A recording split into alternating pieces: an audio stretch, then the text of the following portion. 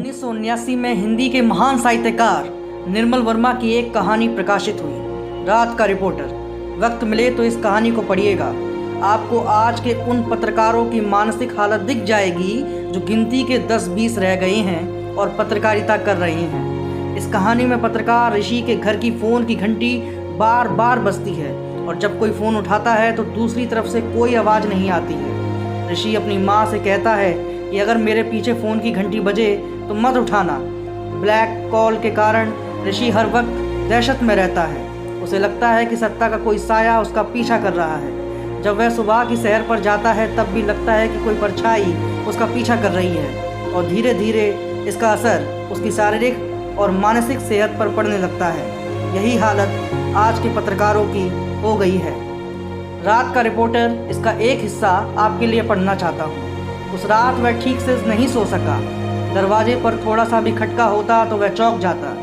जीने का दरवाज़ा खोलकर बाहर झांकता तो सारी गली सुनसान दिखाई देती।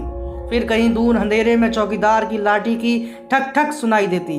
अपने कमरे में जाने से पहले एक बार माँ के कमरे में झांक लेता। सिरहाने के पास सुराही और पीछे संदूक था। माँ ने उस संदूक को साड़ी से छुपाकर एक ऊंचे सिंहासन में बदल दिया था।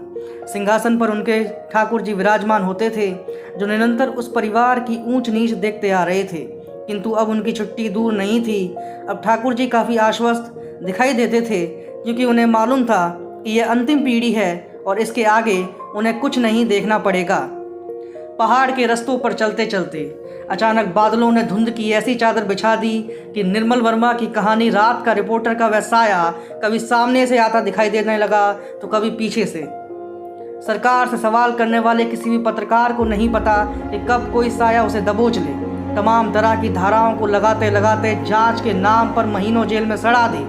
इस देश में जब अवैध रूप से राष्ट्रीय सुरक्षा कानून लग सकता है और लगाने वाले का कुछ नहीं होता, ऐसे अनेक प्रसंगों से संदेश साफ है कि आप तभी तक बचे हैं जब तक उस साये का हाथ इस धुंध से निकलता हुआ आपको सलाखों के पीछे खींच नहीं लेता। इसलिए जो सत्ता भजन में लगे हैं उन्हें धुंध में भी रोशनी दिखाई देती है। जो सत्ता से सवाल कर रहे हैं रोशनी में भी धुंधलापन दिखता है।